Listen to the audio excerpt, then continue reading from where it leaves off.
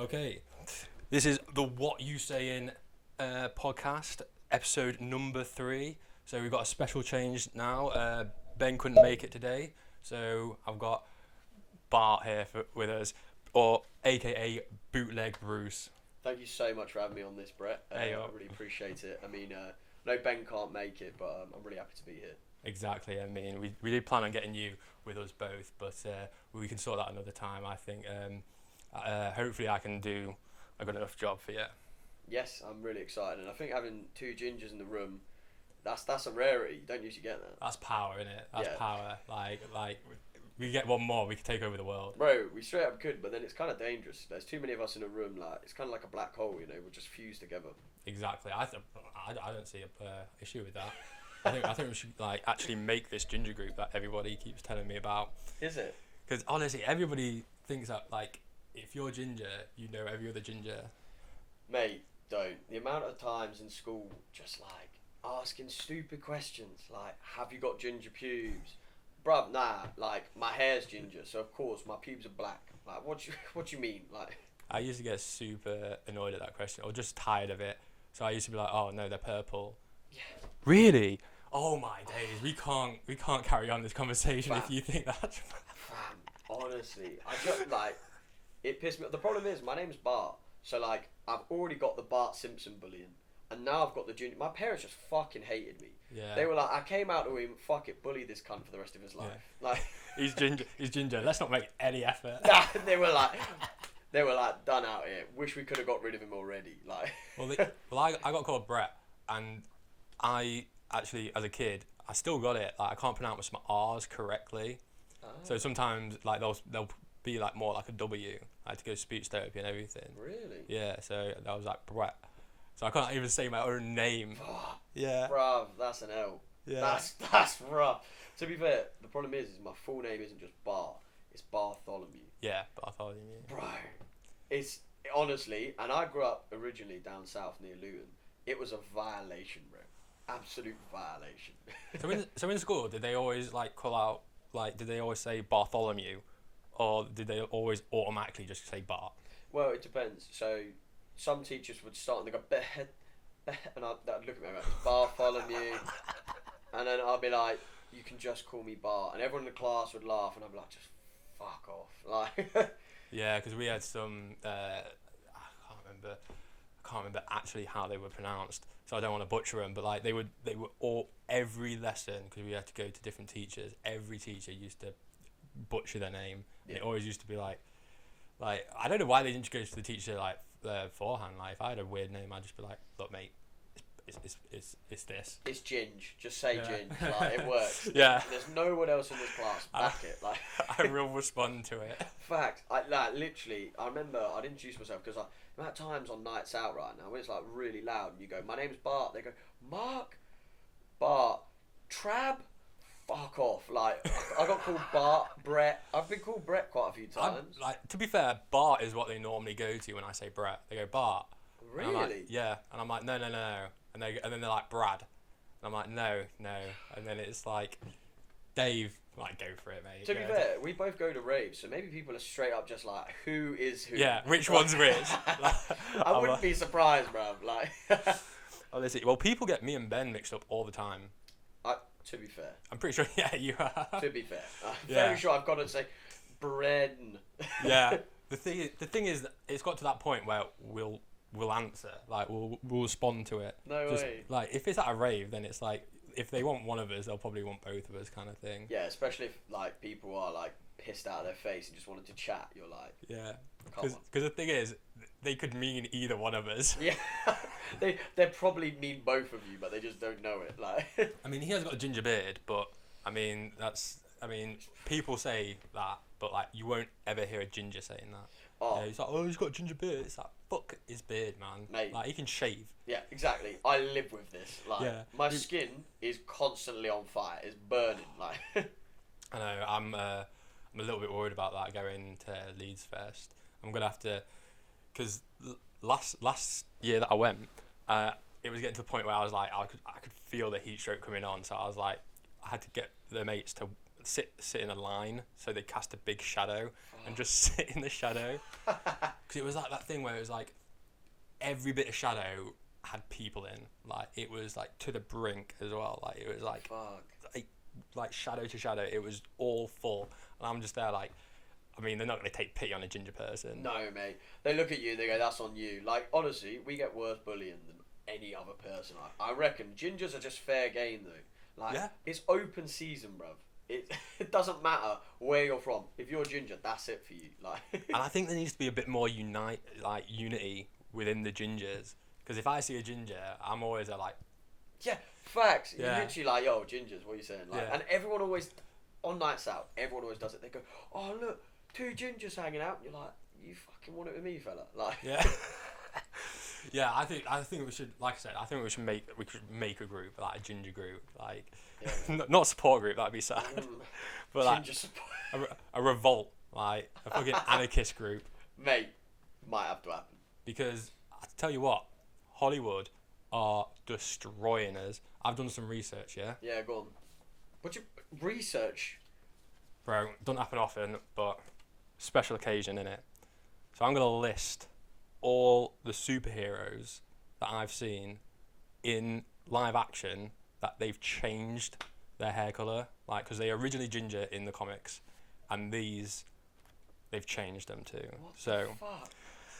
unjust, mate, unjust. I've been sitting on this for a while. Mate, I feel heat. I've seen one person talking about it on a podcast, and I'm like, that is the tip of the iceberg, mate. Like, yeah, mate. They don't feel that pain. and it's like, what reputation do we have? Like, I mean, Ed Sheeran, yeah, he's successful, but he's not a movie star, is he? Like, we've got Simon Pegg, who keeps dyeing his hair blonde, and He just doesn't want to accept it, bro. Exactly. So right, we've got Banshee from X-Men First Class. He was originally ginger. Yeah. Elongated Man, like he was the shit version of Plastic Man, but he was in Arrowverse. But he's still ginger. He's still brethren, isn't he? Yeah. Elongated, bro.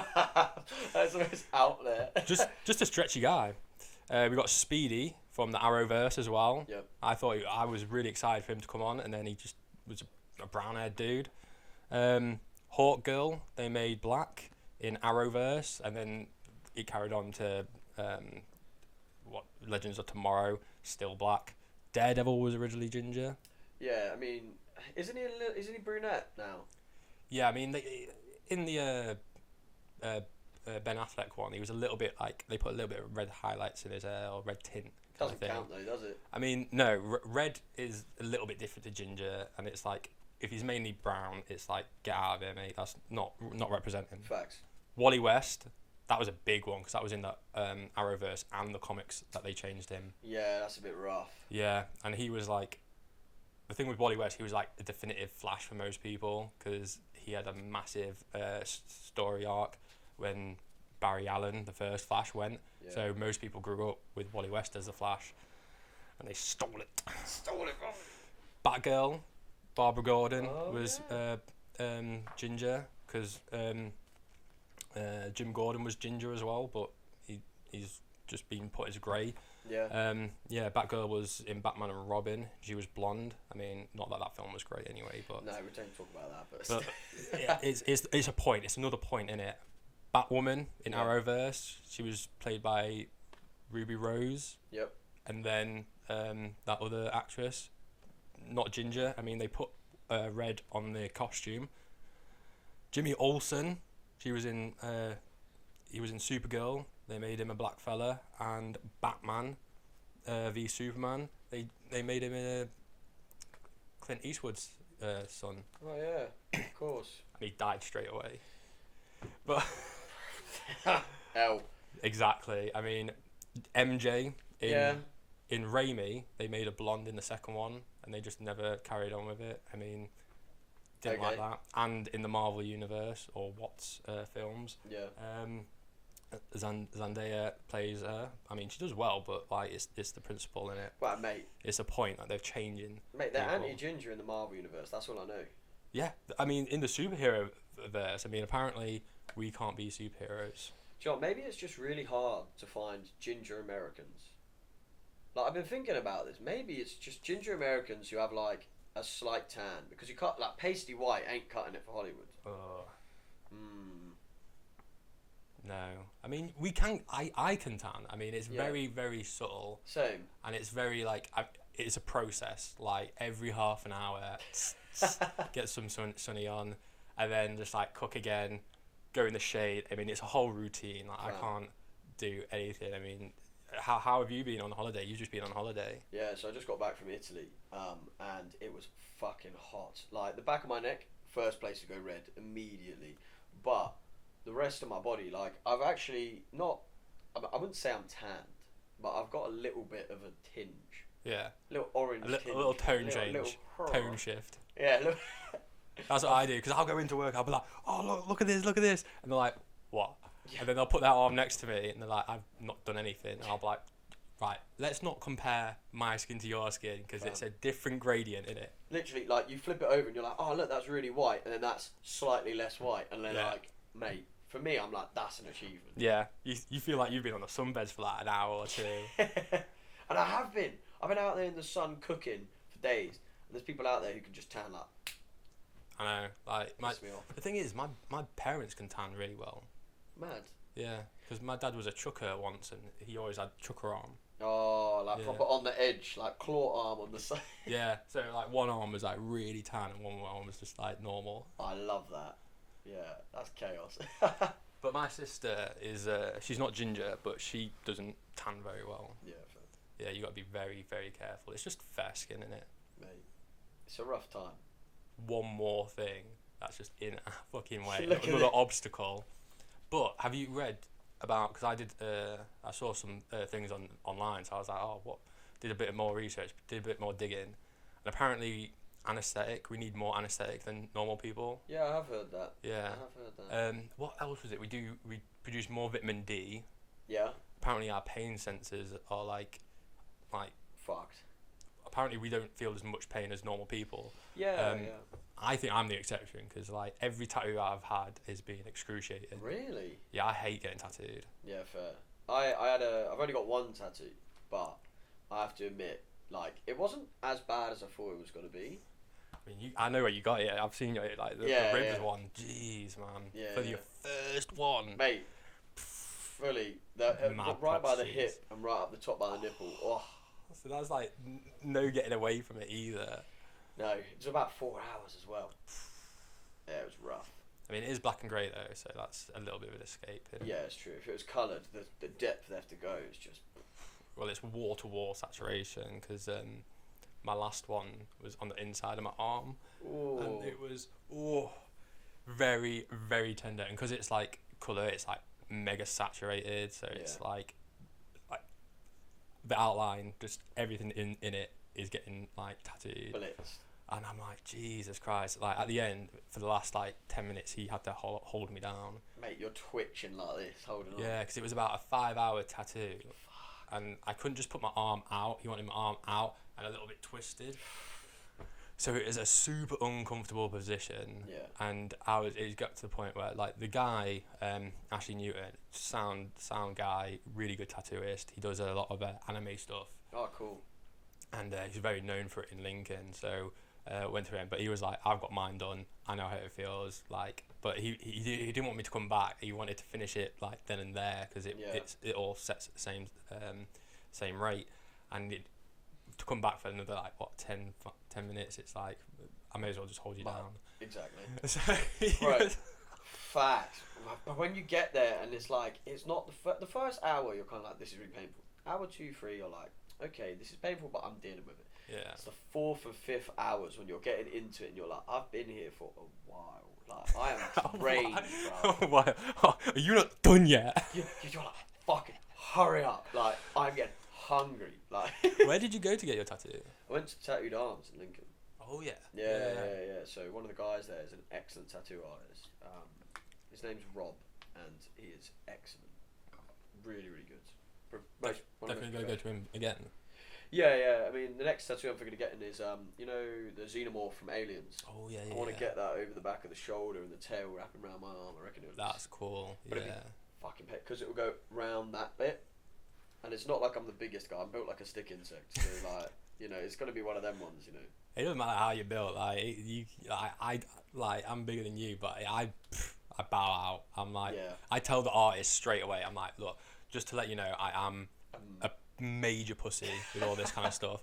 They're like, nah, you'll be alright, look at you got loads. I'm like, yep, didn't like those at all, mate. Yep. And yeah, the first tattooist, because I went to Glowing Rose, I got my roses touched up and stuff, because it's like right on the shoulder blade, and the shoulder is like straight bone. Yeah, so he was like, I think I was reacting too much. Like I was just sitting and taking it, but he was like, should we have a break, give you a bit of a breather kind of thing. So I came back, after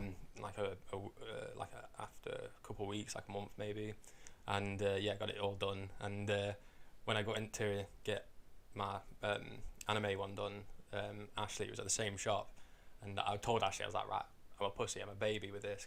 He was like, oh, you'll be all right. And then Jake came over and was like, I mean, he sits well, he just feels it very quick. I'm like, yeah, it's because I'm sensitive. Yeah, I'm a sensitive soul, mate. I'm sensitive. But the thing is, I will still get it done. Like, Yeah. I like the result more than what I don't like the pain. Yeah, agreed. And like, it's kind of one of them ones. Once you started, it's a bit like an addiction. Oh, Like, 100%. You're like, I straight after having it, I was like, I don't know if I want anymore. Now I'm like, yo, it's been about a few months now. I'm like, I kind of want another. I know. I mean, I can't remember when that was. That was a good few months ago. And now I'm kind of wanting some more stuff. I mean, it's just, but they've boomed off. That's why they're so expensive now. Yeah, you're not wrong. Not wrong. Because I mean, they do day sessions at mine, and mine was like $350. Yeah. Yeah, but it's what it is, isn't it? It's if something's gonna get popular, it's gonna get more expensive, isn't it? And these and they're trying to make up for the COVID as well, because they couldn't work during COVID. Exactly. I think it's now like, I think a tattooed arms it's like 80 quid an hour. Might be less than that. 80 quid an hour, I think, something like that. Yeah. How much is it per hour for? They just do day sittings, so it's literally $350. I mean, to be fair, I got that one on Black Friday discount, so it was actually $250. They do Black Friday discount. Well, Ashley does. Ashley does. So if you follow him on Instagram, he'll put on like deals and stuff. I mean, some people will put deals on, like if they put a piece out that they really like and they want to do it, sometimes they'll discount it just to get it done, because it's something they need to get out of here. Exactly. Or if it's something that they know that's going to like boost their portfolio, or like practice for a competition or something, that's what they'll do. That's pretty cool. Yeah. I don't know. I think I want like most of mine planned. Like I would never just like go into a tattoo like without planning. Some people do that though. They literally go in and they're like, I'm gonna find something on the wall. Oh, that flowers look good. I want those. Yeah. But you see a lot of guys. What they'll do is they'll go cliche. They'll go only black and grey, and they'll go, right, we've got to get some roses, skull. I know I've got roses and a skull. We'll go for a tiger. Maybe put a crown on it. Yeah. Oh, mate. England flag just below it. Like. Do you know what's going underneath that as well? Compass. Oh, mate. Compass, definitely. Yeah. Or anything naval. Yeah. Just an anchor somewhere. Yeah. Rosemary beads. Oh, rosary beads, yeah, that's the one. Yeah. Someone praying, or a nun, or something like that. Yeah, the whole symbol. Yeah, so it's very cliche. Like some people's tattoos. Like if I see those tattoos, like my brain's like going off. It's like, okay, maybe they're not as creative as some other people. Ooh, interesting. Because that's the thing. Like if you go like sometimes they can like pick a picture, an image to work off. That's really good, but the thing is like looking at it from an artist standpoint, like there's only so much like reference you can get off the internet. So a lot of them are just gonna look the same. Exactly. Like I mean, I would say tattoos, like you said, it's about individualism, and sometimes it's about giving the tattoo artist the freedom to do what they want a little bit. Because like if you go in with an idea, they'll often go, "That's a good idea. How about you think about doing it like this, because this will fit your body best," because they've been often these people have been tattooing for years, so like kind of listen to them a bit can really help, I find. Yeah, I mean I've done that because there's always some like rules to like tattooing and stuff. Like I mean this one's broken the rule, this skull, because like what it's supposed to be doing is it's supposed to be looking inwards, like these ones, because this one's looking at the outside of my arm, it's looking inwards. Yeah. But if you're going inwards, you're meant to be looking outwards. Oh yeah. And obviously, I didn't know that when I got that done, because I gave her a picture, told her I wanted it, and she just said, yeah, okay. If she had said, can I flip it? I'd have been like, yeah, sure. I don't care like what way it's going, as long as it's on there, kind of thing. But you pick these up. I mean, it's not like I don't like the tattoo. It's just you just got to learn these things. I mean, it's still preference, isn't it? It's like your body kind of thing. Exactly, and I think, you know, even if people go for more basic stuff, like I know someone who's just got like basically full tribal tattoos everywhere. Now I know so many tattoo artists who are like, this is the most boring shit to tattoo because I'm just doing fat lines and like all over, just lines and line work. But at the same time, if that's what you like, that's what you like. You know, it's fair enough. I mean, to be fair, like when I was younger, I used to love tribal. Yeah. I used to just like draw it kind of stuff, like design it on like paint. Yeah. Yeah, I thought it was MS Paint. Like, come on, hold that MS Paint. Fucking love paint. Wish I was sponsor MS Paint. Please sponsor this podcast. Oh, bro, I think they stopped doing it. They stopped like putting it on computers. That's what I've heard anyway. That's what I've seen somewhere on a feed. R.I.P. MS Paint 2023. That's sad. It brought us a Big Les show. Oh yeah. Yeah, all the stuff on Big Les was put on there.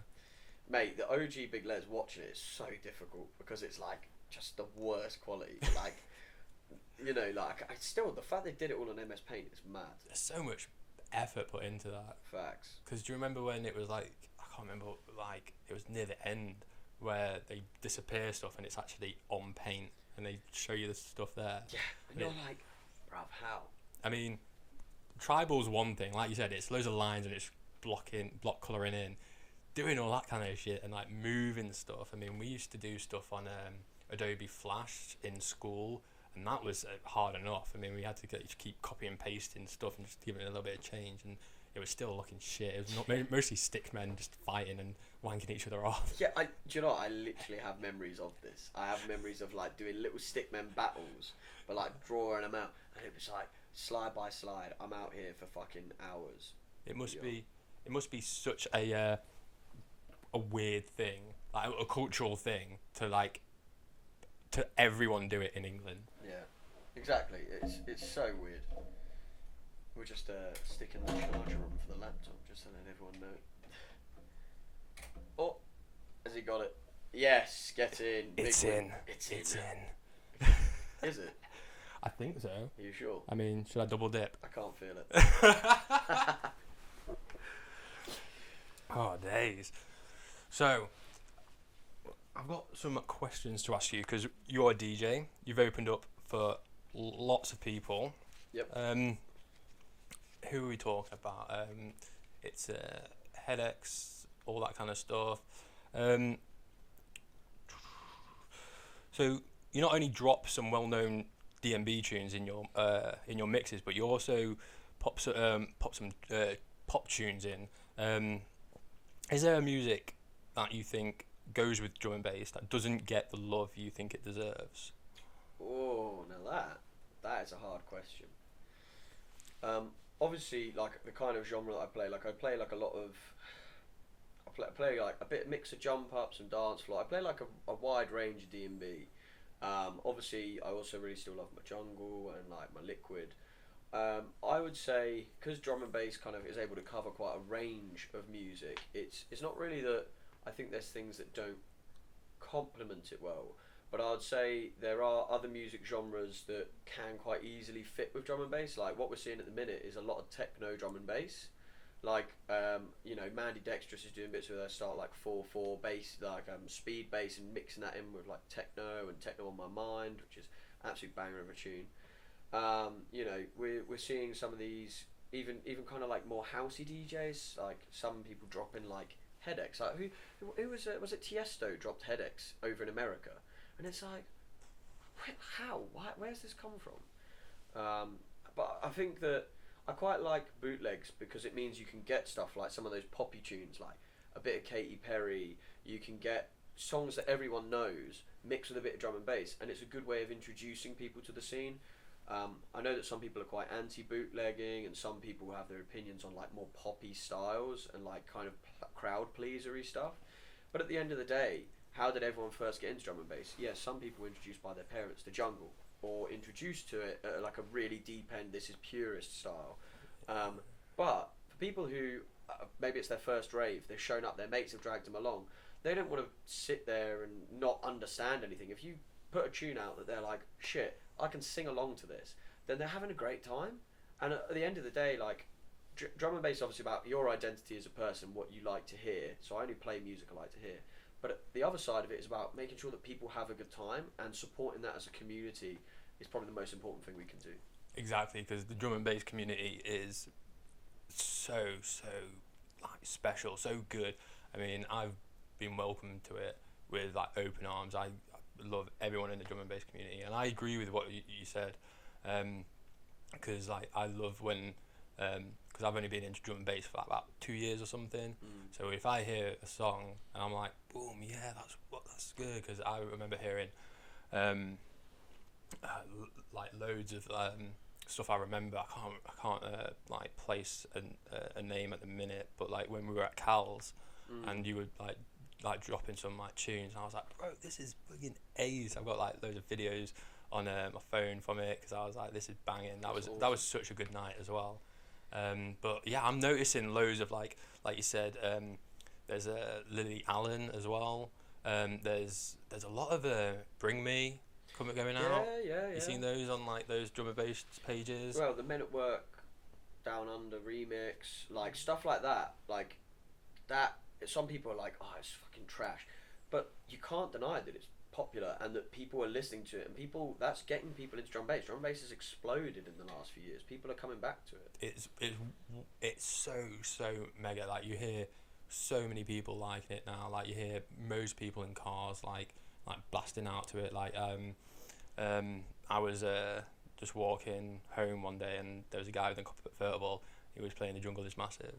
No way. Yeah, and you were like, hold tight. Yeah, I was like, oh.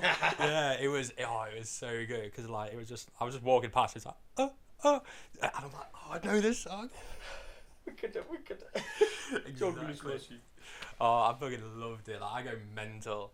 But yeah, because I'm partial to my bit of gabba. You love gabba? Yeah. Is it? Yeah, I get that response a lot. Like, I remember telling Cal, and he was like, "You mental." Mate, next set I'm dropping gabba. Yes, fucking love it. Because we were at what was it? UK Tech, not this year, last year, and it just came on, and I was like, "Ooh," because Ben doesn't like it. He doesn't play a lot of it, so I wouldn't know about it. But then I was like, "Oh, what is this?" Went over to the rig. And I was just embraced into the speakers by the other gabbers, and I'm just there like, Ben, this is it, I love it, and he was like, for fuck's sake. What is wrong with you? Yeah, fair. That gabba's an interesting one. Like, I get why people get into it. I think it's kind of like a progression of just, I want to smash my head off a rig, you know what I mean? Yeah. We are just having a quick camera boogie. But yeah. Yeah, sorry about that. I'm trying to get 3 shots in, because we've only had 2 recently. Because I've been operating that camera, so Ben thinks that I haven't been pushing the button.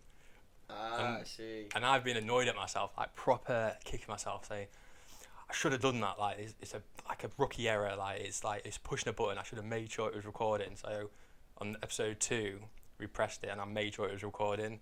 Then after the episode, we went to it, and it stopped recording. Wow. And I'm like, bro, I swear down, I did it. It was making me look like a liar, kind of thing. I'm like, bro, it's fucking this camera. This time, like. So I did some tests with it, and it's around half an hour. So every half an hour, I just go. Yeah, Ben, when you see this, I can confirm he has been doing this. I can confirm. Exactly. We will be getting 3 shots, because I've been on the last one that I've just put out. I've been talking to this camera, and obviously I haven't had the shot to. It's all learning. I mean, this podcast is new. I've had to like learn stuff about like microphones, about recording, about editing, like all this kind of stuff, light setup kind of thing. There's so much to it, bro. Yeah, it's not just like whacking it up kind of thing. I mean, I want to try and get like a decent production going on. Like I don't just want, like, you see some people and they've still got like like dirt on the walls. They're not taking it like kind of seriously kind of thing. Like I want to try and like promote like a good podcast out for the people. Yeah, I think you even need to go two ways of it. You even need to like have a absolute dog shit background where like the walls are ripped off. You're just in the middle of like you are in ends. You're in the crack den of society. Or you need it like somewhere clean, nice, like a refreshing environment, like having the plants, something like that. You know, it just adds a bit something. Like the amount of people who are probably going to watch this and go, "Fucking, I need that terrarium in my life. Look at that." Exactly. I mean, like I just literally went to one shop because I was like I've been wanting them for a while.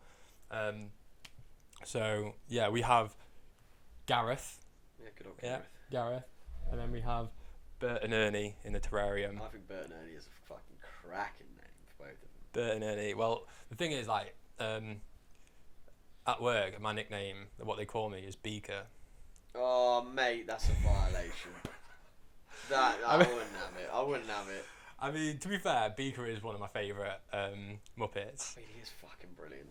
To be fair, I used to get bullied all the time for that as well. So, like, the second I, like, had a frown on my face, I was like, "You look, Beaker." I was like, fucking slap you. It's because of my hair, like, because I got my hair cut, like, short back and sides. Yep. But, like, Beaker, mate, Beaker. Mate. And I'm like, to be fair, Beaker did have a potty mouth in the Muppets. Yeah, mate. Yeah. He was on job. Yeah, they were, like, always trying to shush him. It's like, yeah, it's because he was swearing, mate. Yeah, mate. He was scrapping. All the Muppets, they're like, fucking have him, bruv. Like, let's go. And to be fair, like, there's it's not the worst name I could be, like, because maybe people think that I'm smart and into science. It's like, oh, Beaker, do you like Beaker glasses? But it's like... Oh, mate. Fuck. But I'm too honest, so everybody who says, like, why do they call you Beaker? I'm like, because of the Muppet. Yeah, because I'm a Muppet, mate. And they're just looking dead in the eyes. And to be fair, though, that's Riz. You could drop game on people. Second a girl walks over, why is your nickname Beaker? Muppet, mate. You know? It's like, yeah, like, because they are cuddly, aren't they? They maybe want to, like, cuddle, who like, doesn't subconsciously, innit? Yeah, but who knows? We'll have to try it. Mate, we'll have to try. Mate, next night out. We'll have a race. Whoever does it first, we're like, yeah, I got it. Get turn. Yeah. This is coming back to that like ginger power style thing of like we need to get a group together. Yeah, just man. Gingers, bro. Because the thing is, there's brotherhood. Like, if you get like put into jail, there's like sections. You're always like with your race kind of thing. Yeah, yeah. No, like, gingers together, bro. Like. I think if you're a ginger going to prison, you're just like the bitch race. Oh yeah, like, bro. How many gingers go to prison? That's a question. Someone look that up and post in the comments, blessed. Oh, bro, I'd be interested. Or how many ginger people survive prison? Yo, if I go to prison, I'm too pretty, bro. That's it. Like. That's it. The thing is, if I go to prison, I've got a loud mouth, and I've got like allowed to say stuff because I think it's funny. Fuck, mate. Like the amount of like, well, the thing is, like when there's fights going on or something, if I'm drunk, Yeah. I'll instigate it as well. Like, go on. Like I remember, I mean, there was one time after Void. I mean, they were mates, and they were just like bantering kind of thing. Yeah. And they were like, "Oh fuck, how did you do that?" And I was like, "Oh, get him, get him." And then he was saying in the back, I'm like, "Are you gonna let her say that about you?" And I was like, yeah. And honestly, I was on both sides, and Ben was like, "Bro, stop it." And I'm like, "No, it's fine, it's funny." So man, like, I heard he called you a bitch. To be fair, like, just start pushing him, like. Bro, I did that once at home. I was in the smoking bit. There was my mate to the left of me, and then a random girl to the right. And I was just getting like to the end of my cigarette, so I was like, "Oh, let's have a bit of fun. I'm bored." So I go to the girl. I'm like, "Mate, did you hear what this guy just fucking said about you?" And then she got a bit annoyed. She's like, "Oh, what did he fucking say?" And then the guy, my mate, looked at her and she goes, "Fuck off, you ugly bitch." And I'm like, "Bro, you didn't have to say that." And they were at each other's throats, man. And I was like, "Bro, I did not mean for this to happen." Yeah. Like, it took a turn so hard. I love shit like that. Like, just straight up causing chaos, bro. I didn't, like, literally, that's all I said. I was like, "Oh, did you hear what this guy said about you?" Not even, it could have been like, "Yo, we thought you were fucking gorgeous, love." Like, but nah, maybe it was the way you said it. Maybe you're like, "Yo, did you fucking hear?" Oh yeah, I there was definitely connotations. You know, like. Because I mean, it was just bored. I was just wanted to see if there was a bite or something. Because that's normally what I do is, just wait for fishing, bites. Mate. Go fishing. Yeah, Ben hates how much I bite because I'll do the, "Oh, you dropped that, mate," And Oh, fella. Oh, you're a nightmare, but it's quality, isn't it? I love pranking people. Like, I've got the. Did we do it to you when we went to the plough? We've got the lighter.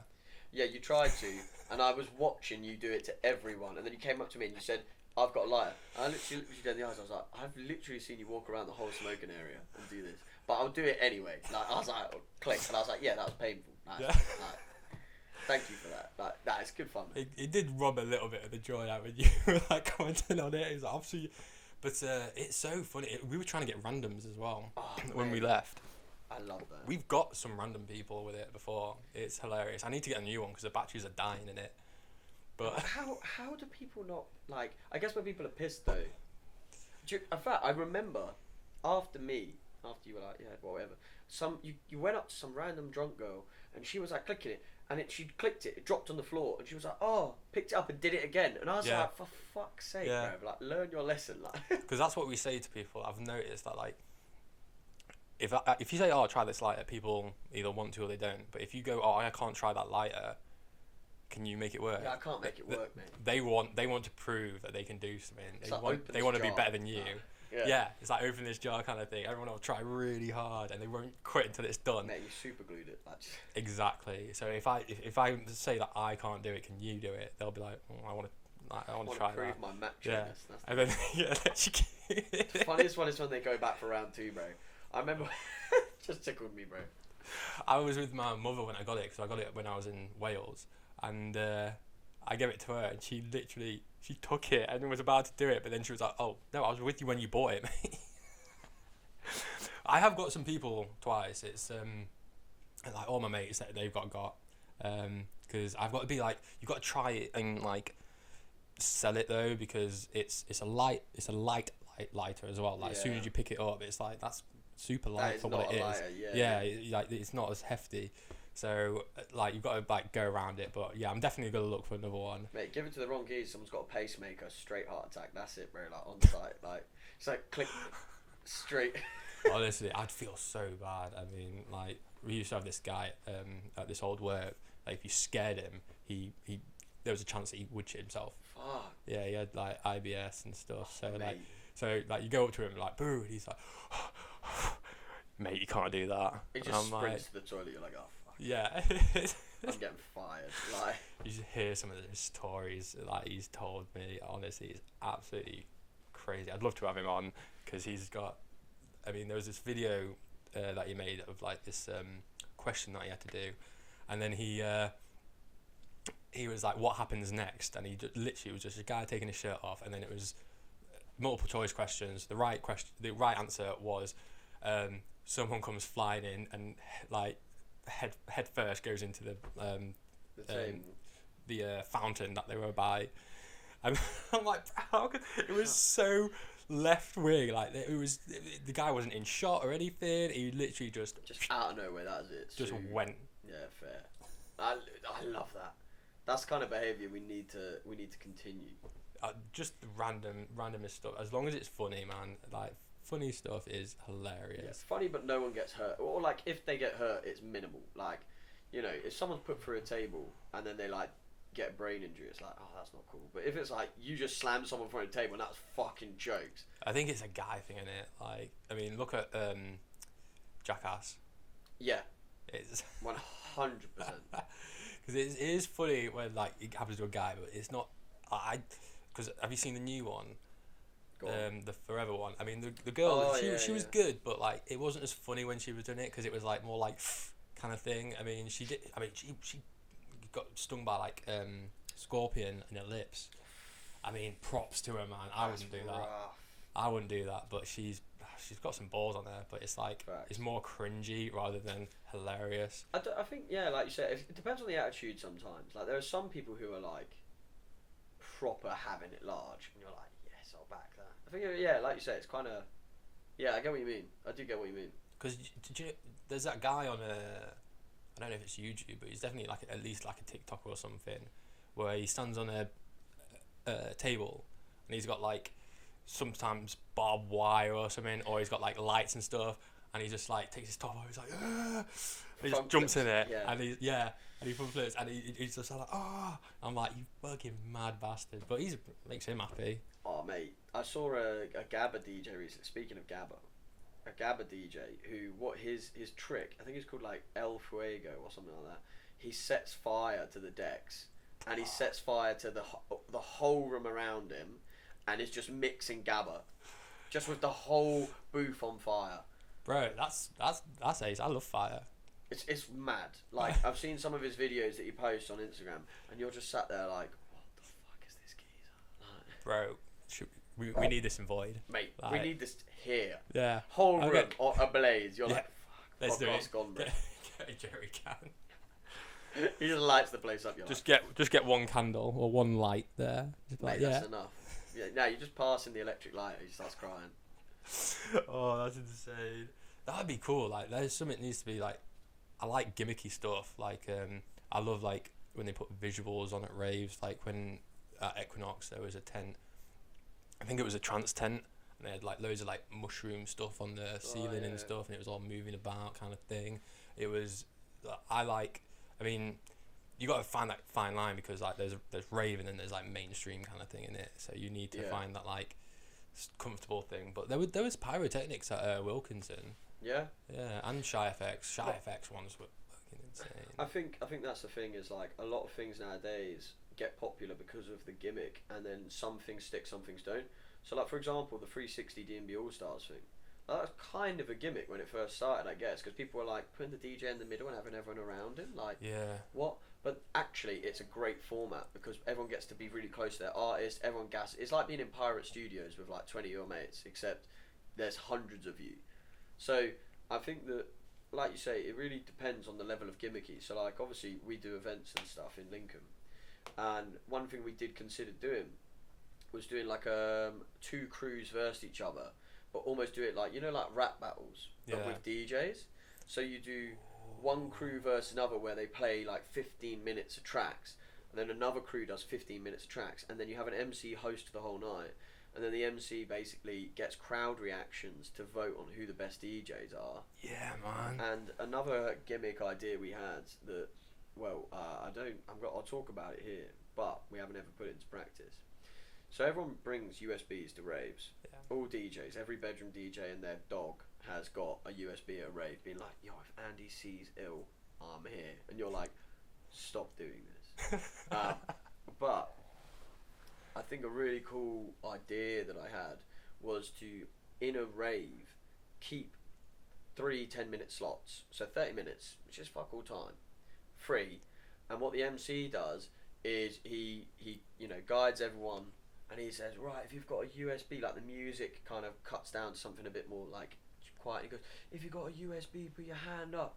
And then everyone who's got a USB, we randomly select 3 people in the crowd. They come up and they get to DJ. That would be fucking random wild. person in the crowd. Like, if they're fucked, they're fucked. That's it. Yeah. You know, that's like, and obviously if they come up and they're like clearly cannot mix, like clearly fucked, clearly don't know what they were doing, kick them off and get someone else. Over. Yeah, but imagine 3 people come up and they just get to mix. Yeah. Like, imagine being that person in the crowd. You all come to the rave. You've all brought USB because you all like want to give it a go. You put your USB up and the MC sees you, goes, "You mate, get on stage." It would be fucking sad. It'd be mint. You in front of that experience. Exactly, because like there's a lot of good DJs out there, like who are bedroom DJs who have great equipment, who have done many fucking hours in Pirate, who know how to mix. If you picked some random out of the crowd and you said, fucking jump on, give it a go, if they fuck up, everyone's like, mate, you're mixing in front of 300 people. Like, imagine the crowd gas up. I'd love that, bro. And the thing is, even if they were shit, I don't think the rave community would be like, they probably wouldn't be as many people dancing in the front, but they wouldn't be like heckling or anything. I don't think they'd be that kind of negative energy in there, because I've never experienced like negative energy kind of thing. No, and imagine the flip. Imagine like the flip side of it is 2. I'd say 1. What if someone is fucking amazing and everyone is like, that was sick. What you've just discovered is a great DJ who people will come back and see if you put him on the next lineup. The other side is you've just now got a thing where people go, if I go to this event and bring my USB, there's a chance. It's like a lottery almost. People go, fuck, I want to go to that because I might get a chance to mix. And it might be like, oh, you get to go back and meet all the DJs as well. Because some people love that. Some people, they go to rave events just to like listen to someone who they love playing. So the idea that they could go back and actually be behind a booth with them. Exactly, yeah. People love that. Because that's why I wanted to try and get like DJs on here, because like a lot of people don't really know a lot about DJs. Yeah. Because I mean, one of the boys was saying that they didn't even know what Hedex's first name is. Yeah, fair. And it's like, well, I think it's Jordan, isn't it? Mm. Yeah.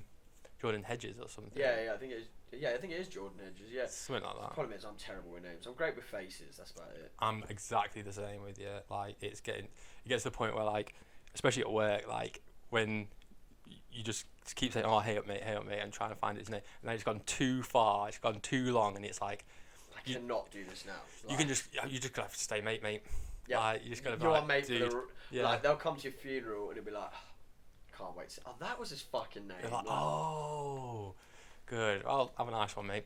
Yeah, you still call him mate. You still just like slap on their coffin. You're like, nice one, fella. Like, I know. It used to be good when we were like wearing name badges, because that's. I mean, I never used to wear my name badge. Yeah. And if I did wear a name badge, it was somebody else's name.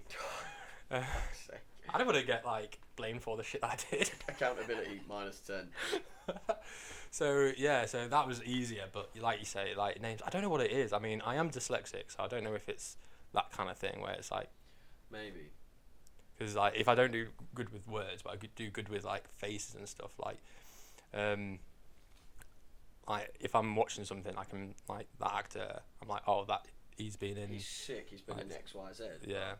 And Yeah. Ben's just there like, or like any other mates are like, Ooh. oh, how did you know that kind of thing? It's like, well, he's got the same face, mate. Yeah, exactly. I'm the same. Like, there's some people I'm like, yo, I swear this person, like, it could be like a side extra or someone who's like not a main character, and I'll be like, yeah, I swear they're in something else, and they'll be like, yeah, they're in Game of Thrones. I swear down, and then I'll look it up, and then it'll be like, yeah, they're in Game of Thrones, and I'll be like, I never got onto Game of Thrones, you know. do you know? I mean, I watched like the first couple of episodes, and a few episodes dotted in, but I don't know. I think it's that time period thing. I don't really like a time period kind of thing. It can be difficult. Yeah, a little bit of fantasy kind of thing. Yeah, I mean, I'm personally like a sci-fi horror kind of person, but I don't mind it. It really depends, right? Like, you have to be in a mood. You really have to be in a mood. I guess, yeah. It's like anything. Like I mean, I haven't watched a lot of stuff recently. I mean, I've only recently just watched all of Black Mirror. Oh yeah, that's great. That's insane, bro. And I've only just like realised, like, I saw something online where it was saying Black Mirror it's referencing your phone. So when like you turn it off, it's like, oh, that's what's staring you in the face. And like Yeah. some of them are scary because they are so accurate. Yeah. Like you're thinking like that is only like one step away. Yeah, like some of it is kind of like, it's real head fucky, because it's like, I can see how, like, some of it is like you can see the progression of like where that could potentially go, like how society could quite easily flip to that. It's fucking mad. Because it's very morality driven as well, isn't it? Like Yeah. it's like that that question with the train tracks. Would you rather, if one train's going like The trolley to, for a minute. yeah, to run 5 people over, but you can change it to kill one person, which one would you choose? And it's like, bro, like, can't I just untie the people kind of thing? And it's like I don't know which one I would choose, because like unless you're actually in that position, you don't know, because like you've got everything going on. So it is kind of like, I love that, like the stuff that makes you think, like all this morality kind of thing with the it was all like punishing people, like if you get their cookie out and you start punishing the cookie and make them insane, is that ethically right? Because it's literally just code and the guy's not suffering. But it's dangerous water, because like the government is obviously hiding something from us. Like, it's not batting 1,000. Like, it's just not. Like, there's some things it's just not telling us. So how far are we to these things? Like, yeah, it's always one of them ones where like you're never sure where the world is right now. Like, well, we've had conversations about reality and stuff and what is reality. So it's kind of like it's a difficult one to know how far things go either way. Yeah. But absolutely crazy. I mean, it's mostly written by just one guy as well, Charlie Brooker. What, Black Mirror? Yeah. Really? There's a couple of episodes where he's got inspiration from something, or he's got like another writer on, but it's always got his name on, and like normally it's just his name. That's pretty fucking mad. I know he's a weird individual though, Charlie Brooker. Yeah, that's strange. Good, but like fucking tapped though, probably. 100%. All the best ones are though, aren't they? They're like, I mean, look at Stanley Kubrick. Oh, he did amazing films, but he was it's mental. Well, it's like that with artists and stuff, isn't it? Like Van Gogh, anyone who's like big classical artists, a lot of them just fucking nutcases. Yeah. I mean, look at Kanye. Yeah, mate. What even is Kanye like? Oh, bro. He is a god. Yeah. Did you see his like new T-shirt where it's like proper like shoulder pads? No. Bro, it was awful. It was very, very bad. And then Adidas cut him loose as well, didn't they? Well, that was when it was all the Nazi controversial thing. Controversial things. Yeah, it was really, really bad. Controversial things banned from the podcast. Not allowed. I mean, to be fair, I'm a controversial thing, I think. Ooh. But just gingers in general. Mate, we are controversial. Full stop. We're making a change. We're fucking sorting something out here, mate. I swear down. We're gonna change. Ginger people are gonna see that and they're gonna be like, why don't we just group together, band together? Mate, change it to what you're saying from what you're saying podcast. It's gonna have to be Gingers Unite podcast or something. Gingers Unite. Yeah, fuck Ben. Yeah, we'll make him fucking another one. Yeah, mate, let's do it. Like Ben off Ben. I'm saying we just have Gingers podcast. Yeah, just have Gingers as guests. Yeah, only Gingers. Exclusively. Yeah, Prince Harry. Mate, come on, geezer. Come down to the studio. I actually auditioned to play Prince Harry. No fucking way. Yeah, because they did that thing, didn't they? Because there was our point. There's not that many ginger actors. Yeah. So they put out a casting call, and they were like, "Oh, I think," and everybody came up to me and was like, "Oh, you got to apply for this." I'm like, "Wow, what do I have to choose?" I didn't get it, like, but no, yeah, they just said, just send a clip of just like your name, height, where you live, and some of your interests and stuff. And I was like, yeah, why don't? So that just proves I don't look like him. Well, yeah, definitely. But you definitely played Ed Sheeran in something, bro. Like that. The thing is, like, I've no disrespect to Ed Sheeran. I like his music. I like him as a person, from what I've seen. But the dude's got a wonky eye. Okay. Oh, no, I don't disagree, but it's just the fact that I don't. So like when someone says, "Oh, you look like Ed Sheeran," they're saying, "Oh, you look like you've got a wonky eye." Yeah. Oh, I hear that. That's what I take from that. I've never thought about it like that. Yeah. That's a good point. Because I definitely know that I can't sing. So I know it's not because of what they've heard. Yeah. It's just the hair. Like every time they're like, "Yo, shape of you," I'm like, "Shape of fuck off." How about that, bruv? Yeah. Sometimes literally they just shout ginger. Yeah. People just go ginge, and you're like, who the fuck do you think you are, big man? Yeah, it's like, bro, like Blondie. You wouldn't fucking yell that out. Yeah, I just go. I just literally just tell them now that they're ugly. Honestly, one time I did it, their friends started laughing, and that's how you know that you've won when their friends. When their friends are like, you just got violated. Yeah, by a ginger as well. Yeah, it's mate, they always do that, don't they? It's never, you just got owned. It's like, nah, you got owned by a ginger as well. Exactly. Where it's like, some people at work, they go, "Oh, you're quite good looking for a ginger." Thanks. Cheers, thanks for that one. No, to be fair though, I'll take that. I'll take that. It'll be like, no, yeah, I'll take what I can get in that. Yeah, I get. You're quite ugly for a ginger. Like that's. I don't know where you're getting good looking from, bro. I get you're quite ugly. I don't know. I think from the mirror. Oh, do you reckon? Is it? Man, I'm gonna jump across this podcast right now. Yeah, it's a magic mirror. For £5 a month, you can sponsor a ginger to be beautiful again. Exactly. So I've got some more drum and bass questions for you. Crack on, bro. Now I've seen you at raves, and your vibe is always on point.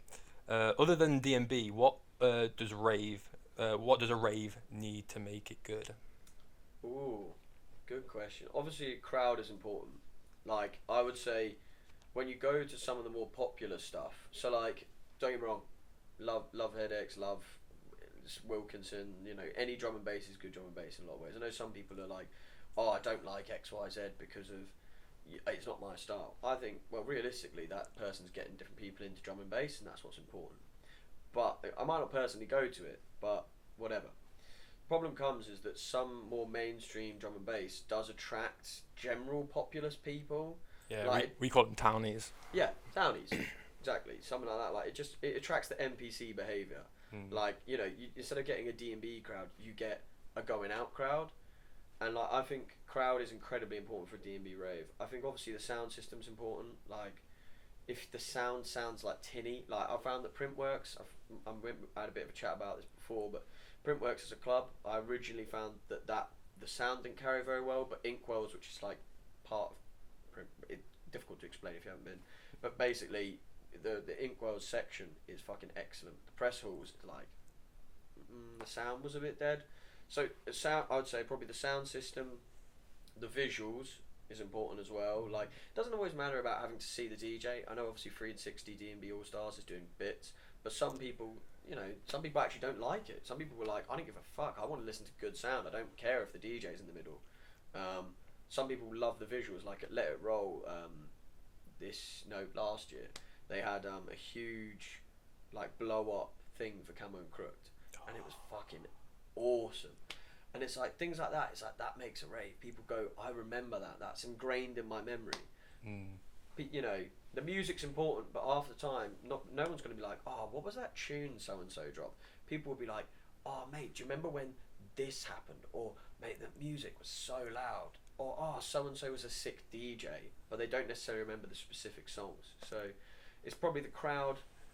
Crowd's probably the most important, because even if the sound's shit, if the people you're with are vibing, you're having a good time. Exactly. Yeah. So yeah, probably crowd, I'd say. That's a great answer, because I thought it was going to be far out. I thought it was going to be some, but the crowd. I mean, because that's who you're playing to, and what you say about town is like, I mean, last time Headaches was at Void, you did get so many townies, because we were getting pushed quite a bit. People just start scrapping, and you're like, what are you doing?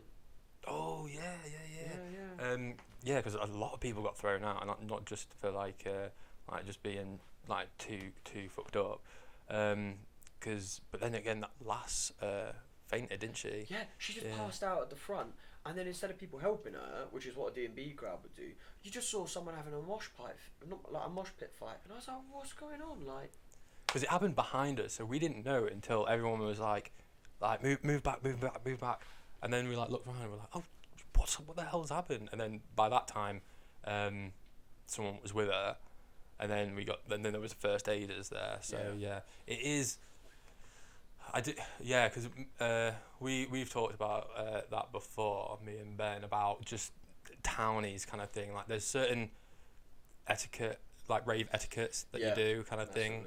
Like because we kept getting like someone kept asking, oh, can we go there for a bit?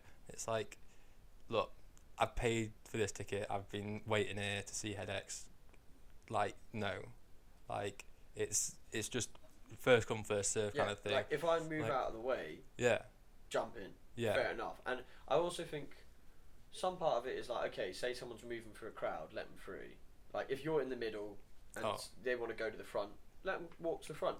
100%. Don't be like, what the fuck are you doing, pushing people? Just like, or just blocking them, kind of thing. Like purposely making. Or like people shunting on people. It's like, what are you doing? Like everyone's here to dance and enjoy music, but then with townies, like you say, they just don't understand rave etiquette. Because I mean, I've been bashed in that before in a rave. Like I would like elbow, like knock. But I mean, it's just there's no malicious like intent behind it, because I know we're in a rave, like we're packed in like sardines kind of thing. That's the point of a rave. Exactly. I love it. I love being that close to people, kind of thing. Just a bunch of misfits just loving, like embracing music together. It's magical. But like sometimes, like when people are doing it, or like just doing that in your face, like they're behind you and they're just doing that in your face, and it's like, bro, get the fuck off me. And then they won't get it, and they'll just keep doing it. It's like, oh bro, and it would just ruin the experience, because it's like it's just that thing where it's like it's so unnecessary, and it's so I mean it's just rude.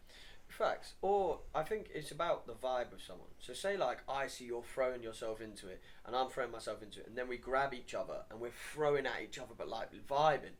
Fine, because we've engaged in a kind of like a non-verbal chat where we've said, like, this is what's happening. I'm gonna throw you around, you're gonna throw me around, but that's the banter. We're having a fucking sick time. And then afterwards, you like clasp each other's hands. You're like, that was fucking sick. Like the amount of strangers I've befriended at raves just from just being nice kind of thing. Like because a main thing is like I wear glasses all the time, sunnies all the time, like coloured shades, sunny anything. And I've got some like these trippy ones that they divide light into the spectrum. Oh, cool. So because they're so awesome, like if people are like, oh, those are nice glasses, I'll let them wear them, and like they'll literally give me theirs, and we'll have a little like boogie kind of thing. Because when we were at the plough, I had 2 pairs of sunglasses on at one time. Yeah. And the thing is, you give them back at the end of the day. Because if you take something, they are now your responsibility. No matter how drunk you are or whatever, like if you put them on, you give them back. And I'm like, and that's, I've never had a problem with that. Like, it's like the same with like, I always wear a bucket hat as well, like rave attire. Yeah. Like I've had one person take it, and that was at Chasing Status, and they looked like townies. Was it a girl? It was a boy. Really? Because I think a girl wanted it. Because I wasn't happy about that, because that's the one that Ben got me. So yeah. I turned around. I'm like, right, who took that? Who took that? And everyone was like, oh no, it wasn't me, except for this one dude who was on his phone. So I'm like, oi, you, yeah, you, yeah.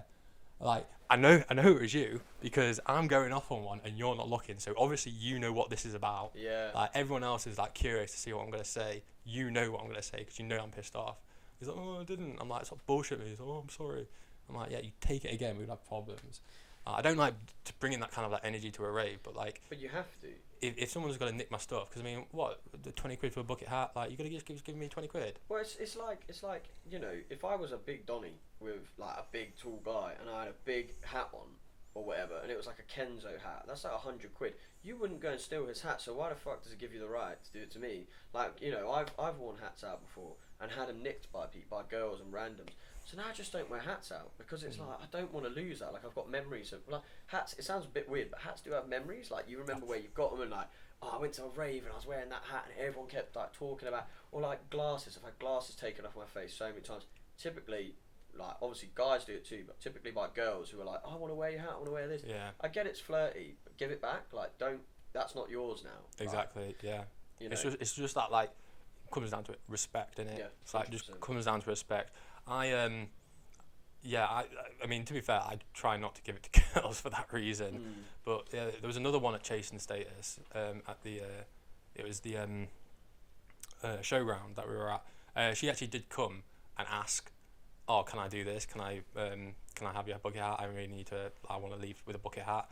And I'm like, oh yeah, no, unfortunately this has got memories, because that hat that I wear is like the only really the only hat that I wear to raves. Like that's the one that Ben got me for Leeds, and I was like, right, cool, this is my rave hat now, and that's it. I mean, I've got one from Hooters, but I see it. Yeah, because it's not my rave hat. It's like if I go to one without Ben, I'll wear the Hooters one. Yeah. If I'm with Ben, it's like the one that he bought me kind of thing. This is what I mean. It's like people don't understand that sometimes the reason you're wearing it isn't to be like, oh, look at me, cool hat that I bought today for £5. It's, oh, I bought that hat, might have been 5-10 quid, but I bought it 4 years ago and it's gone with me everywhere.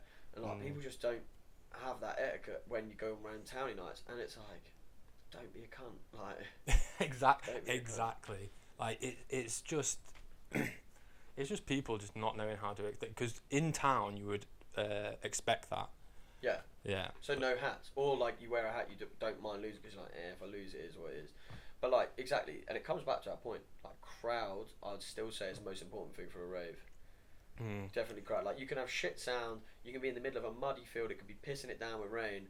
DJ could be shit, but if all the crowd are just vibing, see the amount of like free party style things that I've seen where, you know, people are just all together doing a fucking conga line in the mud, and then you're like, they're just having a great time. The music could be fucking awful, it could be something you don't even like, but the crowd are together, and that's what's important. Exactly, yeah, because I mean, I remember at UK Tech as well, the crowd was so, I mean, it was just so like welcoming kind of thing. It was such a good vibe. We didn't have the best weather as well last year. It was, not only was it in Cornwall, so you weren't going to have great weather anyway, it was like, as soon as it turned like 2, maybe 3 o'clock in the morning, hammered it down. Hammered it down. And we were thinking, like, I mean, there's no canopies or anything. What are they going to do with the speakers and the sound system and stuff? It's like, just tarps. Yep, tarps. just tarped it over. Just tarps over, keep it going. They were going for another 2 days after that, because it was in the news and everything. Because like we were like looking, because we were like thinking, how are we gonna get out of here? Like, all the police were like, everywhere was like, well, what they were trying to do is trying to stop people from coming in. They didn't care about people leaving, but we didn't know that, so we drove to this one place. There was a one cop car, and there was this Donny just literally like that on the cop car, and they're like, is there any way to leave this place? And he's like, yeah, we want you to leave. Well, oh, okay. And we just drove round and just left. And it was like, okay, so he's obviously not happy. Well, the thing is they get posted there. Half of them probably want to be doing this. They've just been told you have to go and break up a party in the middle of nowhere that's affecting no one. Well, yeah. I mean, there was some posts saying that they could hear it, but it was like, to be fair, for every negative one, there was another one saying, look, it's the Queen's Jubilee. This is how they're gonna remember this. This is how they're gonna celebrate. Just let them do it. It's what, one weekend. Like, it's not like it's a everyday kind of thing.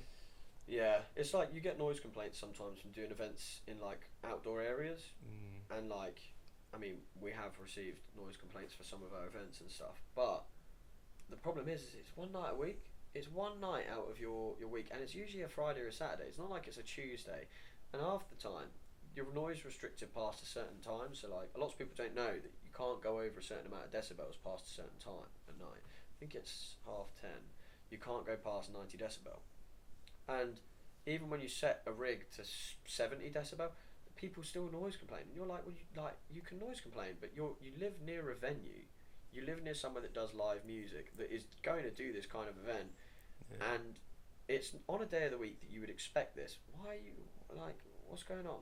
Like, yeah, it's because didn't you get some noise complaints from the Plough? We may or may not have received noise complaints for the Plough. Yeah, because one of the security guards was telling me, he's like, oh, you should see how many noise complaints we got from the Plough. But I didn't think like a lot of people lived near there.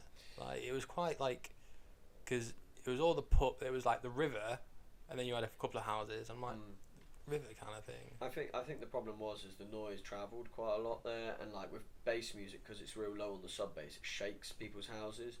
And the thing is, I do kind of get it in some ways, because I'm like, right, if you've got kids, I do understand a bit, because it's like my kids are trying to sleep during the day, but music went inside at 9, so it's not like we were out there at like 10:30 at night. We went inside at 9 p.m. So we went inside, turned the music down. The rig was only at 60 decibels most of the day. Really? Yeah, and that rig was loud. It was Yeah. only at 60 decibels. We sound tested it multiple times. We had a meter that we took photos of every 30 minutes, and we checked with the details.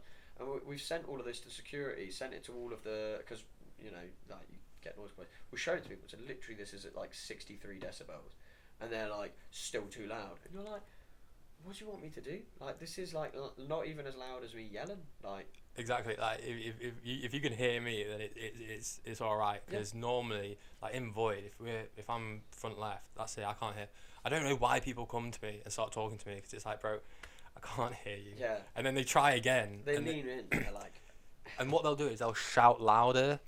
You're and like, all that is just hurting my ear. Yeah, you're like, like, I can't. please shut the fuck up. Yeah, and it's like, if you wanted to just type it. Yeah, that's what I do now. I just do this. I'm like, if someone tries to talk to that, I'm like, yeah. Yeah. I'm like, I can't hear you type it. yeah, I just go.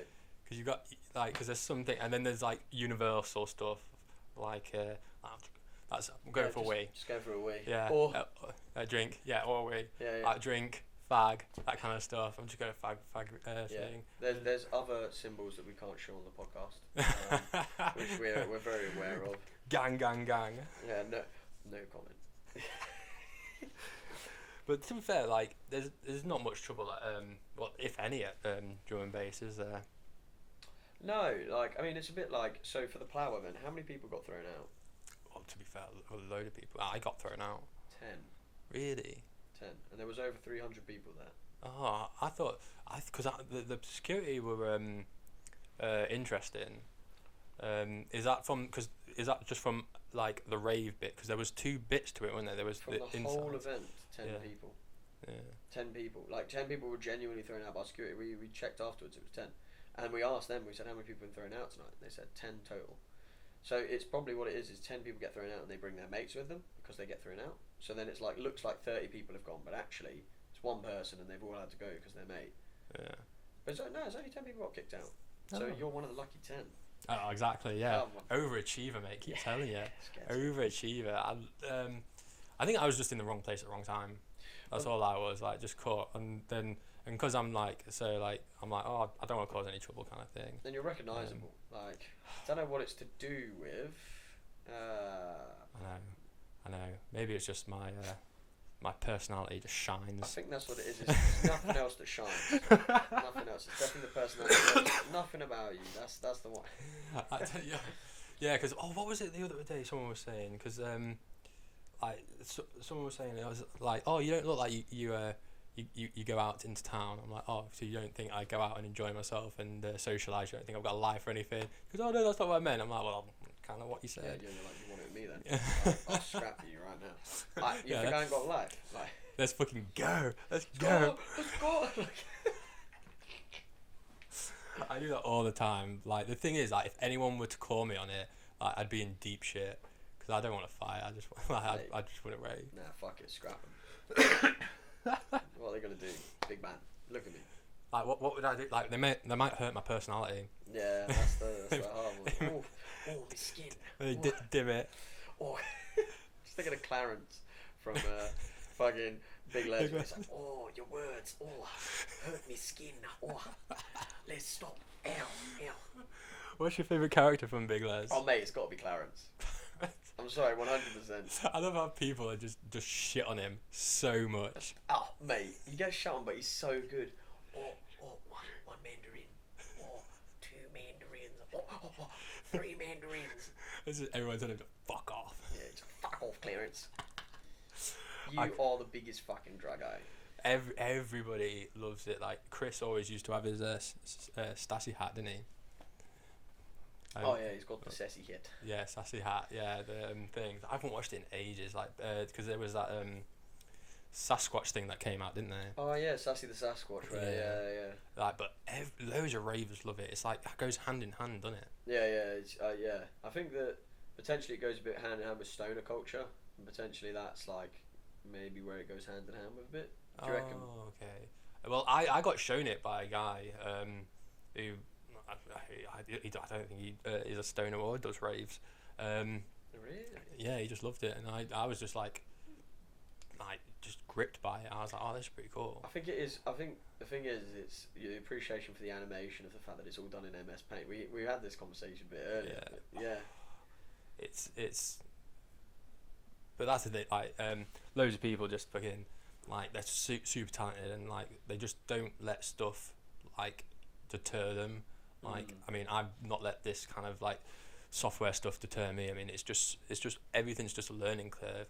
Like, what kind of bits when you were learning to mix and stuff? What bits were you like struggling with? What bits were you like ready to quit over? Oh, that's hard. So I would say probably the most difficult thing is like the things that they don't tell you about that are like really small but like make such difference. So there was a time for a while when I was on Recordbox and on the way you analyse tunes, right? So you have a beat grid, you have your waveform, and like you look at it and there's BPMs and all that, blah blah blah. But originally when I was like early into the mixing and stuff, and I was like, I don't get why my tunes aren't lining up. They line up on the grid but they don't line up on the waveform. Now most of the people who are listening to this podcast, when they hear this, will go, you're supposed to mix with your ears, Bart. You don't fucking mix with the tune you make good on the screen. But the thing is every single one of them who didn't start as a vinyl DJ, hold tight vinyl DJs, you know what you're doing, I have no idea. But half the people who start mixing on a laptop, the way they do it is visually to start rather than by their ears. So originally when I was really early on, I was like, why are my tunes not aligning? Why, when I'm trying to bring them in, am I like having to have it like half a bar backwards? And the reason being is that a lot of the way that the record box will analyse the tunes is wrong, or will mess it up sometimes, so it won't be on like the drum, or it won't be on the bass, or it won't be on. However, some people like to set their bars differently. Personally, I like it with the drop, which is where usually like you set your beat grid. But I found out how to move the beat grid, and someone showed it to me, and I was like, this has changed my life. Yeah. And like then I could just mix, and then I understood, oh, you have to have it this many bars, and this is how you do line up drops correctly, and this is how you sort your cues and do all this. Like, part of it is having someone who's happy to teach you, and part of the reason why Bushido, which is our brand, bushidosoundboi, part of the reason why we do our regular Sundays is it's an opportunity for people who are bedroom DJs who maybe don't have the experience doing anything on professional decks or understanding how it works on professional equipment, have the opportunity to go down, play around with that, and say work with other DJs who have got years of experience. There's some of our DJs like Ransom and Locke. They've been DJing for like many years. They've done the Engine Shed, other big raves. They've done loads of house parties. If you remember Circle, Hold Tight, Gone But Never Forgotten, they had Basement underneath, which is that was insane. Yeah, they DJ'd Basement a few times and stuff like that. So they're old DJs, but their knowledge of DJing, knowledge of waveforms, everything, how to work with different equipment, etc., phenomenal. Excellent DJs. And like to watch them go and chat to random 18-year-olds who are like, I don't know how to, like, I've just got record box on my 400 mixer, and talking to them and saying, hey, look, have you considered doing this? Or they bring their laptop down and they say, oh, I don't know how to analyse my tunes correct. This is how you do it, blah, blah, blah. Like, it's a beautiful thing to see that kind of between DJs. So, yeah. Yeah, definitely. that camaraderie is, it's just like teamwork, innit? Because it's like, you're all working towards like the drum and bass goal, like, and it's just spreading awareness kind of thing, or spreading like, just love between drum and bass. Yeah, like something that we try really hard with events particularly is we don't try and make huge profits. So like there are some events where we have broken even or lost money often, and you know we do it for particularly Frankie, I would say. So Frankie's the main owner. He invests a lot of money into Bushido. So he, in terms of running the events and so on, you know, he puts his heart and soul into it. He does it for the love of it, and I'm the same. Like, I support it massively. I do a lot of the promotional stuff and the events. Like, I do a bit of liaison with the events and chats and stuff, getting contacts, etc. And as part of that, it's like you don't do this because I want to make a career out of it. There are some people who can make careers out of it. Like, you know, you've got big brands like Worried About Henry, Hot Cakes, things like that, whatever. You know, D&B All Stars. You don't go out to start thinking I'm going to make money. You do it because you're like, I fucking love having a party where I can hear music that I really enjoy with random people who are coming because you have put on a fucking sick event. Like the last event we did was 330 something plus at the Plough, which was on a rainy day outside. Yeah. On the outskirts of Lincoln, in the middle of fucking nowhere, basically, and get that many people down with no students. It wasn't student season. No, it wasn't. It was such a good night as well. Like, it's I've not been to a Bushido event that I haven't liked. Yeah. Well, I appreciate that. Thank you. Yeah. Well, you get the good DJs as well. Like you like you say, you're passionate, and the passion seeps through, and like you can tell the amount of effort you put in, the amount of like care and thought that goes in. It's admirable. Thank you. Appreciate that. I would say Frankie puts in a lot more effort than I do. Like, I do put in a decent amount towards some of the promo, pushing things, chatting to people. I do a lot of the face-to-face talking and stuff. But Frankie also does a lot of that. But I'd say he is definitely, his commitment to the cause, and you should definitely get him on here to talk about some of that stuff, because he's done amazing things with Bushido, and he's really pushed for it. But yeah, I would say, I'm glad you've enjoyed all the Bushido events and everything. You know, we do try really, really hard to put on something good. Probably one of the most frustrating things with them is that you can't put everyone you want on a lineup, and like people do get pissed off with different slots or where they are playing, and also, you know, there's tons of great DJs out there. You know, Bushido, the actual group chat now has got like 50 plus DJs in it. And it's like, that is a lot of DJs, lots of whom have come down to Sundays regularly, bring people, etc. And it's so hard to say, do you know what, you, DJ who's been coming down regularly, I can't give you a slot because there's other people who are doing it longer, or I have loyalties outside of this. And it's challenging to manage that because people get really upset sometimes. And I totally understand it, because they've been coming down regularly, why the hell, I'm a good DJ, why don't I get a slot? Yeah, it's a hard one to manage, very hard. So, would you say that people, like, because I never knew that people would like moan about their spots and stuff. So do some people just don't want to like follow another person, or is it the fact that some people just don't want to go after another person or something like that? So it's less to do with what DJ you're before and after. I mean, occasionally, because so the headliner will play. Lots of people, basically the best slots are either just before the headliner, so you open for the headliner, or you close after the headliner. So, you know, when HeadX comes on, if you're the one who hands the decks over to HeadX, you're like, I want that fucking slot. The slots that people don't like is the graveyard shift, so that's usually 5 till 6 in the morning, and that's because fuck all people are there, and most people have been kicked out because they're off their beans. Or the opening slot. If I'm on 9 till 10 when the club opens, no one's there. You know, that's the hardest set, because you have to keep up energy. You have to be okay with the fact that you might be playing to 20 people. Now, they're the hardcore ravers, those people who come early. Those will be the people who give a shit.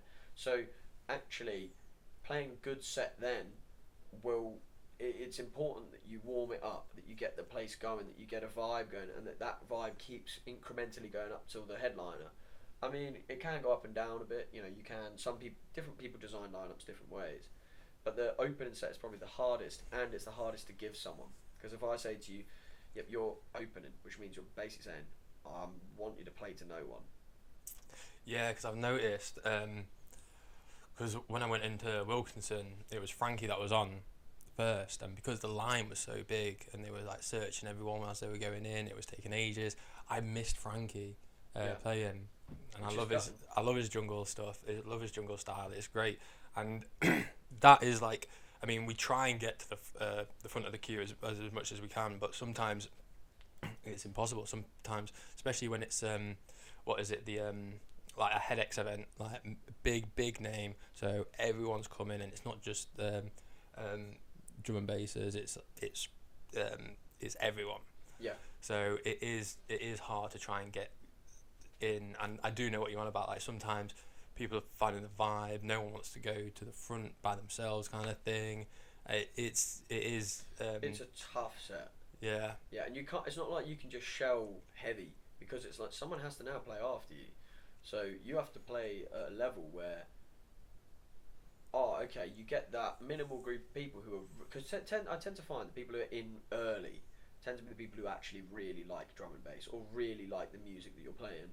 So it's important that with that vibe, to get it going, you kind of either say to them, look, you can have a bit longer because of the fact that you're playing early, and I appreciate that shit, so here is an extra 20 minutes, half an hour. Mm-hmm. And people appreciate that because they go, well, I've had to open, but I have got to DJ for longer, which is a big win.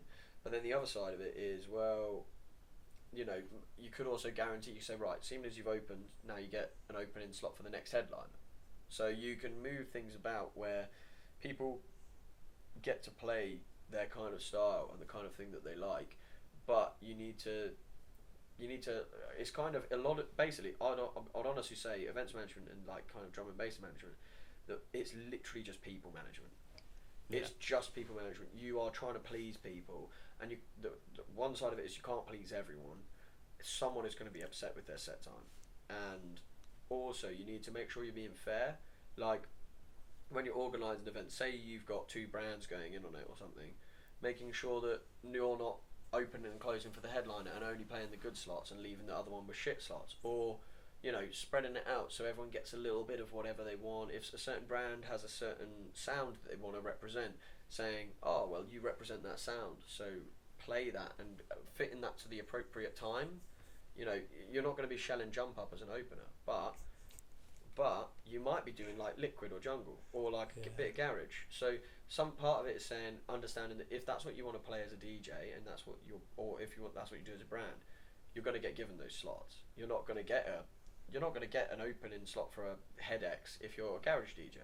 And you have to understand that. But then at the same time, if you're a multi-genre DJ, you can kind of just say, well, I'll throw you in anywhere. If you play any kind of drum and bass, like I've played Liquid at Wilkinson, so that works fine. But I've also played Jump Up at things like Grey or at my own events. So I was actually listening to that Wilkinson mix before you came. oh yeah, it's fat that. Oh, it's so good. Yeah. Because I asked for your SoundCloud and you gave me it, and I'm like, bro, I've been to most of the ones that you put on here, if not all of them. Yeah, probably. The Hybrid Minds one's good. I really like that. I think that's the only one that I didn't go to. Yeah. Yeah. That was rammed. There was like 1,800 there in the end. Was that the Engine Shed? Yes, it was fucking wham. I can't remember what it was. Like, I think, was it in February? I think it was, yeah. I think that was when I was at the Vault. I think that's why I couldn't, because I was at the thingy. Because Ben went without me and he did not like it. I don't know why he didn't like it. I can't remember why he said. It could have been that I just wasn't there. Oh, maybe it is. Well, to be fair though, it could be the problem was it was very busy. So when it's really busy, it can just like I find that sometimes I prefer smaller, more intimate events than a massive event. Yeah. Because like 200-300 people is perfect because you've got a good crowd. Everyone you can kind of pick out everyone in the crowd and chat to them all. So there's not this awkwardness, I guess. But yeah, we've got some pretty cool events lined up. Some of which I can't disclose, but. Yeah, mate, you'll be very excited. I can't wait. I think we're going to need to wrap it up there. But thank you so much, mate, for coming on. I appreciate it a bunch. I am sorry that Ben couldn't be here, but we are going to sort it out when Ben can come here. Do you know what? Just before we wrap up, can I give you something? Yeah, if there's anything you want to promote, anything you want to say, do it now. Well, so I thought, seeing as you brought me on the podcast, when we first started Bushido, when Frankie first started Bushido, we actually had loads of different logos designed, and this is one of our first posters from Bushido, which goes up in Akado, if you have seen this. So I'd like to give this to the podcast, so you can have this, and put it up somewhere, bro. That is so good. That's for you, bro. Gee, I appreciate that a bunch. Like, yeah, we'll find a place to put it up, and we'll make sure we're repping, bro. Because this is vintage, bro. Yeah, that's vintage, bro. That's one of the first posters we designed and put up. So. Bro, that's sick. Because I've always liked the design of the logo anyway. Yeah, that's all. I think Frankie, the person, the designer who did that. So yeah. Oh, bro, that's ace. Well, cheers, man, for coming on. Appreciate it a bunch. We'll definitely have you on again. Of course, man. Of course. Yeah. Maybe we'll have Ginger to Electric Boogly. Yeah, yeah. Ginger power, bro. Let's do it, bro. Ginger power. Right, cheers, guys. Cheers, Like, follow, subscribe, whatever you want to do. We appreciate anything. Right, cheers. Cheers.